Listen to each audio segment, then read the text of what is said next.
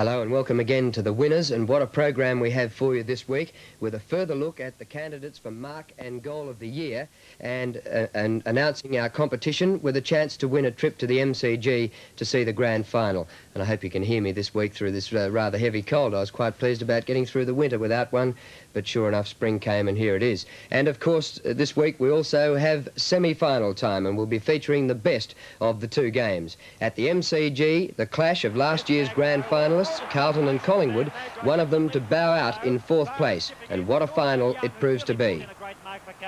Tried to scoop it out. There. At VFL Park, the major semi between Richmond and Geelong, where for the second week in a row, Kevin Bartlett is in superb goal-scoring touch. And we speak to Collingwood's coach Tom Hafey, who refutes some claims that his team lacks skill. Well, the first semi-final at the MCG drew the two biggest drawing teams in the league. Carlton and Collingwood played last year's grand final, and the Blues were triumphant by 5 points. But Perce Jones's men had beaten Collingwood twice this year, but they'd been badly beaten by Richmond last week, while Collingwood had eliminated North Melbourne from the competition. Well, this was last chance for both of them, because the loser would drop out and be watching from behind the boundary line for the rest of the finals. It had all the ingredients, and a record first semi-final crowd of 94,500 people got there to see the game. We join at 20 minutes into the first quarter, and the commentators are Tim Lane, Peter Booth and Doug Hayward. Southby out wide to Harms, who's been an inspiring player. Free kick to Harms. Well, he'll have to go right back behind Stewart there, obviously, but Harms, with the socks down, has proven himself at the age of 20 years as a great finals player. Across to Dowd. Dowd kicks it long, looking for McClure. McClure's got 2-1 against him. Moore down in front. Dacos taken away by the brilliant Wells, by Malin. Out wide, badly missed by Johnson, picked up by Morris. Morris then drives it down where over there is Woolnough and Klomp. Punched away from him. Barham, the runner again. Off he goes, and will have another shot for goal. This time he kicks long and kicks it badly, and Lowe marks it. Southby on the ground as he slipped in his contest with Lowe, and Lowe takes the mark. He's kicked one goal. Collingwood leading by 1 point as Lowe, 45-degree angle, point-blank range, kicks his second. And Collingwood take the lead by 7 points. Collingwood have scored the last three majors. Umpire Nash at the 22-minute mark. Good bounce for Moore. Doull gets a bad bounce. Bad luck for Carlton. And now Stewart. Danger here for Carlton again. Young brought down by Austin. No push in the back. Doull gets the scrambled clearing kick. Stewart again. In fact, it's Ireland up to full forward. Southby not paid. Yes, he is paid. Desperate lunging effort, and all stops out then for Carlton as he goes wide looking for Wells. Perfect pass from Southby, and Wells doesn't let him down. He goes inboard towards Fitzpatrick, who's doing very well indeed. Fitzpatrick out to Johnston. Johnston, yes, there's a loose man here. Buckley. Oh, it's a long hand pass. It's the bouncer. Oh, he got the bounce. A good one. Flies the ball in towards goal. He should have maybe gone to centre half forward off the pack. Was it touched? It's a goal. Buckley's goal. Fitzpatrick and Moore. Fitzpatrick closer to centre circle than Moore. Moore looking for the big giant leap. A great bounce. Fitzpatrick won it to Wells. Wells in lots of trouble over his head. Wide to Buckley. Buckley across to McClure. Over the lucky one to McConville. Look out. High tackle, was it? High tackle, or was it a good one? It was a high tackle. Very ostentatious signal from umpire Nash. Umpire Neville Nash, but it was a good tackle, but Buckley had slipped down and was pulled across the shoulder, and for a half-forward flanker he's done exceptionally well on this first term. Number 6 kick coming up. Peter McConville. Long way out, 55 to 60 metres. It's a good-looking kick. It's a great kick. It's through when Mackay leaps for it. It's a great kick by McConville. The margin 5 points. Moore and Fitzpatrick, and this time Fitzpatrick favoured by the bounce, but gives it straight to Ray Shaw, who's been quiet. His co-rover Wearmouth under it. Ashman in close attendance. Woolnough overruns it. Through goes Harms. Great player for Carlton in the first term. Takes it over the line, and the throw-in will occur on Collingwood's left half forward flank. Carlton 27, Collingwood 22. almost into time on in the first quarter. Stewart nicely down to eventually up with Barham. Barham up towards the pocket, but it's all Carlton again, and they're defending pretty well. Harms it is in the back pocket. Harms now towards centre half back. McClure is there. Harms is playing very well. Down to Carlson. Carlson to centre half forward. Half volley job. Yes, taken by Woolnow. He dived into that. Mike Woolnow about 55 metres out from goal. Blues lead by 5 points. A big crowd for the first semi-final. Woolnow's kick, a long one. Oh, it's got tons on it. It's a goal, a magnificent goal by Michael Woolnow. Bogey man for Carlton, Stanley Magro. Beyond the 6-minute mark of the second term, Collingwood by 13 points. Moore beats Fitzpatrick, but then spills the ball. Armstrong calls for a kick in danger and gets it. I don't know whether umpire Smith was going to give it until Armstrong looked him in the eye and said, how about it? 8th kick to Barry Armstrong, but not all of them effective. Mackay sets himself in the middle. Didn't look like grabbing that. Hand pass out from Sheldon, but straight to Moore. Now the chance for Sheldon. Snap at goal is there. Great goal by Sheldon, atoning for the miss a moment ago. At the 7-minute mark in the second quarter, Collingwood 41, lead Carlton 34, perfect bounce. And Fitzpatrick had more purchase on that, punched away by Shaw. It goes up to King, who traps it. Oh, one-handed hand pass away. Craig Davis grabbed too high. No. Well, he was grabbed in possession. A line ball, but it's going Carlton's way. To be taken by Harms. Although, play's allowed to go on. I thought it was Harms' free kick. Southby took it, got it up to Marcoux. In towards Wells, and Wells marks only 25 metres out from goal. That's better play by the Blues. Getting that ball moving quickly. Accurate foot passing. And Greg Wells, who's played so many games on this ground for kick number 7, should know where the big opening is. And he's found it. Oh, it's tight. It's a goal. It's just snuck in. Fitzpatrick and Moore contesting every centre bounce. Umpire Smith. Well played, Moore. All lost. Sheldon. Wells got an awkward sighter. Comes in again. Picken well done. Took one in the face and will take the free kick. Bill Picken and McClure having their usual redoubtable battle. Picken from between half-back and centre goes long. Good long spiral punt it is towards centre half forward. Good mark, Fitzpatrick. Standing like a giant here today for Carlton. Really lifting for this all-important first semi. Kicks to the wing and finds Marcoux. Runs on. He's got plenty of pace, sufficient, but a bad kick sets up Picken. Couldn't miss it and doesn't. And very poor play then by Marcoux. 15-metre penalty against Mackay, who ran into Picken. A 5-metre penalty, rather, as Picken kicks back to the centre, but straight to Fitzpatrick. And the Carlton skipper does it well again onto Klomp. He's under the hammer, but kicks towards McClure, who's got the sit. Oh, almost the mark. On the ground, Morris is pushed in the back. Pushed in the side, and a throw in Carlton's right forward pocket. The Blues doing all the attacking now in the last 3 or 4 minutes of this quarter. It's in their right forward pocket. Collingwood 41, Carlton 40. Mackay down the back to Armstrong. A standing start, fires, and I think he's goal. He has. With the Blues in front, it's umpire Nash and Mead, Peter Moore and Fitzpatrick. Look out, Dacos, taken away by Young, lost it, trapped by Carlson. Fitzpatrick doing a lion's job as captain, out to Malin. Malin out towards an open half-forward flank. Wells again, marking with great surety. Bad hand pass. Bad hand pass. Great interception by Davis. Taken away by Marcoux. Back it goes to McClure. McClure down towards that forward line. Mackay's got the leap. In front it goes and picked up by Buckley. Shoots for goal and rams it through. Once again, the height of Mackay is really worrying McCormack, and that's the second goal to Buckley, and Carlton getting away. 4 goals in 5 minutes. That's a big comeback. It was looking grim, I thought, for Carlton when they trailed by over 2 goals. They were down 14 points. Bounce from umpire Smith, 11 points the margin in Carlton's favour. Armstrong puts them into attack again, but straight to Morris, who will turn the tide for Collingwood. Goes out to his skipper Shaw, who gives it on to Byrne, and the former Carlton player who gives 101 minutes every week. Kicks to half forward, but Southby in the way, and Carlton looking more confident as the minutes pass in the second term.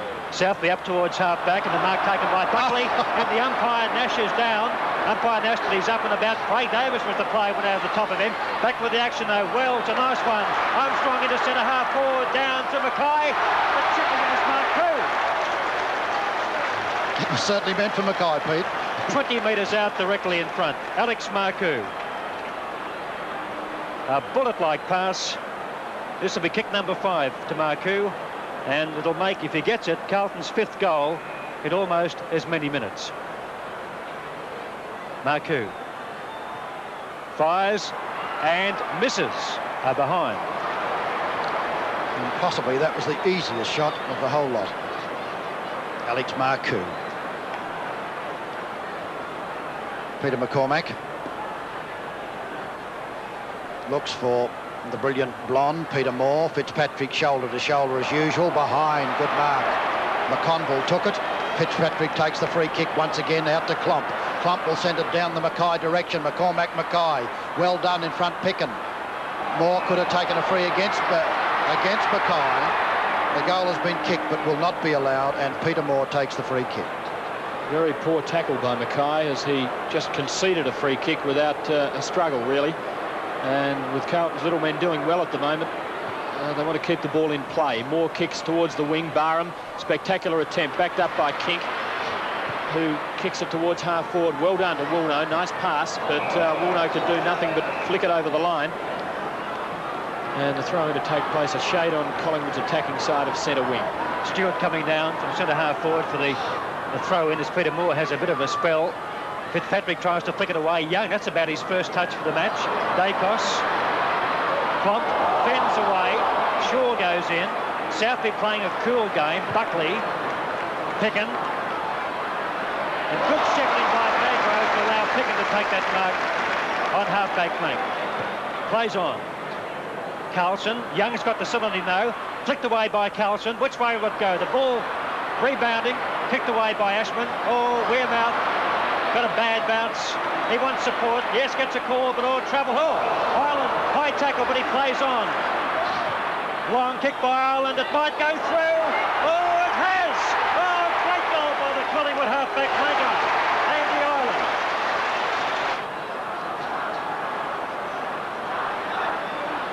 And come the tall timber once again.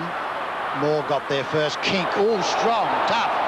Took the tackle too high against Buckley and takes the free kick as the man Mountain. And there's a 15-metre penalty. And the power that he can put that 90 kilograms behind will boot it down to the full forward zone. Dill's in front positions. Southby missed what he might have taken. Here's a chance now for Carlson. Dropped it. Dill, clever. He's paying a push. He's paying a push. And the free kick goes to Phil Carlson. I thought there was a chance it was there.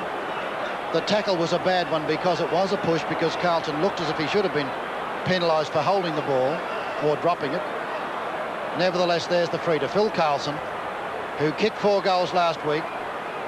Lee Carlson kicks and does it very nicely with that trusty left foot. 16 minutes gone, second term, scores locked together as Fitzpatrick beats Moore. Good bounce from McClure, but couldn't do much with it. Picken puts Collingwood into attack. Dacos beats Klomp with the fist. And a relayed free kick to Collingwood as something happened to Picken. Against McConville. So Dacos from centre half forward, just too far out to score, I'd imagine. Lead coming from low. Dacos thinks about it, but then decides to go long. Does kick long. It won't quite make it. Plenty up. Oh, great mark, Kink! It just shows you what he can do when he puts his mind to it. He can do anything when he's in the mood. Third mark to Rene Kink. Vintage Kink. And that would certainly give Collingwood supporters heart if he catches fire. 8th kick to Kink is a goal, and Collingwood are back in front. Austin now goes for the members' flank, looking for Marcoux. Kink is behind. Woolnough comes in. Nicely done to Armstrong. Bit lucky though. And Bill Picken, who's really got Collingwood moving this quarter, takes a fine mark. Up to Woolnough. Takes it to his chest in front of the members' pavilion. About 65 to 70 metres out from goal. Mark number 5 to Woolnough. Not a good kick. It's all Carlton's. Ashman. Can he get it on the second bite? No, he can't. Wearmouth out of the pack. Ray Shaw to Tony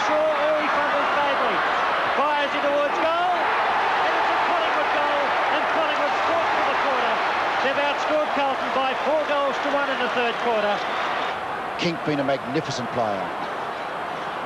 He's resting on half-forward flank now as Fitzpatrick goes up. Moore comes in. Fitzpatrick hits to Wells. Wells in great trouble from the brilliant Picken. Up comes Fitzpatrick again. Out to Marcoux. Does a very nice evasive run. Sends it out towards the flank to McConville. McConville takes the mark. McClure has broken down completely at centre-half forward in this third term. We're 18 minutes into it. As Peter McConville from about 45 metres, angle about 45 degrees, kick is off direction through for one behind. The difference is now 80 to 97, 17 points. Blues have got to convert opportunities like that to stay in this game, as McCormack kicks low but pretty well to half-back. McClure has to go the spoil from behind. Morris fights for it. 3 tacklers, leaving Tony Shaw to rove and take the hand pass up towards Wearmouth. Spoiled by Ashman. Push in the back against Ashman. Wearmouth takes it. Ford at centre wing, and he's been a good player in this third quarter after a bad first half. 6 kicks for the quarter. Kicks over half forward towards full forward. Plenty of spoilers. Kick waiting down. Bad bounce. Oh, Carlton almost the chance. Southby a loose hand pass. Kick again. And Woolno snaps out on the full for a behind. A behind it is. And the margin back to 18 points. 3 straight kicks in Collingwood's favour. The Magpies had 4 spectators then when that ball was bouncing free. Collingwood 98, Carlton 80. Nearly 20 minutes now to this third term. Austin kicks in, Picken and McClure. McClure wins, not paid. Tony Shaw's got possession. Spears the ball out towards Lowe. He's in front, and no, the mark not paid. Good decision. Knocked away by Austin. It goes off the boot of Wearmouth over the boundary line for throw-in on Collingwood's half-forward line, city end, about 35 metres around from goal. Stewart comes out to do battle with Fitzpatrick. Fitzpatrick takes yet another free kick. He's fought for front position at every time and has been an excellent captain. That's his 7th free kick. He's on half-back flank and kicks to the centre of the ground. Wayne Johnston 2-1 against you. Punched away. Nicely done by Shaw, and then lost back. It comes to him. Out wide on Ashman and Wearmouth, the contest. Ashman recovers better. Kicks it back towards centre wing where McClure and Picken's beating. Oh. He has beaten pointless. A wonderful leap by William and takes the mark. True centre wing position. 8th mark to Picken in towards half forward. Stewart front position. Southby the spoiler from behind. Oh, wild boot. Now the chance for Carlton through Michael Young. Kicks into half forward. Sheldon comes out. Could rove the pack. Oh, Magro. Bullocking strong, courageous players. He kicks to open territory on centre wing. A race on for the ball. The crowd applauding that play from Magro. Woolno with the ball. Gives it back inside towards Ireland. But it bounces for Ray Shaw. He can give it out to Byrne. Out wide on the wing. Bearing down is McConville. Byrne into half forward. Stewart again. Austin the spoiler. Stewart appeals for it, but play on as the fall. Armstrong picks up the loose ball. Doesn't know what to do with it. And he didn't know because there was no one there to receive for Carlton. And Ray Shaw, the easy mark between wing and half forward. The Magpie skipper gets a lead from Tony Shaw. Ignores it. The marking power is down there, short in towards Davis, and Davis in front of Dowd takes the mark, and the Magpies advance about 20 metres further up the field, just wide of centre half forward. Make that 21 metres as umpire Nashka brings Bruce Dowd back on the mark. Now Collingwood lead by 3 goals. This will be handy. This will be the 4th. It won't be. It's going in towards the pocket. Up they go. No one can mark it off hands, and it's through for behind the Collingwood, and they lead by 19 points. Well, Carlton making some desperate changes. Harms has gone to the forward line and McConville back to half-back flank. Harms has drifted out of the game after a magnificent first turn. Austin always surprises me to see Austin given the job of kicking out. Not a bad one. Covers enough. Out to the captain. Punched away. Underneath at Armstrong. Back to the centre of the ground. Johnston and Ireland. Beaten in front, almost taken. Mark could have been played there, but to Ireland. Picked up nicely by Young. Went too far. McCormack and Mackay once again to the ground goes to Mackay. McCormack a great runner, past McCoo he goes, beats him pointless, and then drives a left footer downfield.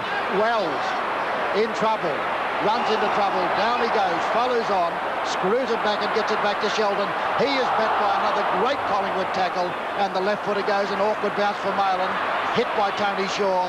Peter Moore and Fitzpatrick, lost by Carlton. Carlton once again, and this time Sheldon, great kick to Mackay. Well, there was a good illustration of the fierce Collingwood tackling, and eventually Sheldon, the polished footballer, puts a beautiful pass to Mackay. Mackay, 45 metres out, kicks for goal. Not a good one. Through for one behind. Woeful kick from Mackay, and they needed anything but that at that time as Buckley comes off the ground, hobbling a bit. He'll be replaced by Keogh. Margin 3 goals. McCormack kicks back into play, almost straight down the ground. Moore, good attempt. Wells out to Marcoux. Johnston takes it. Oh, he cannot do a thing right. Taken away by Shaw. Collingwood right on top. Up to half forward. McConville couldn't mark. Lowe takes the loose ball. Lovely hand pass to Kink, but a bad bounce. Kink goes back to it.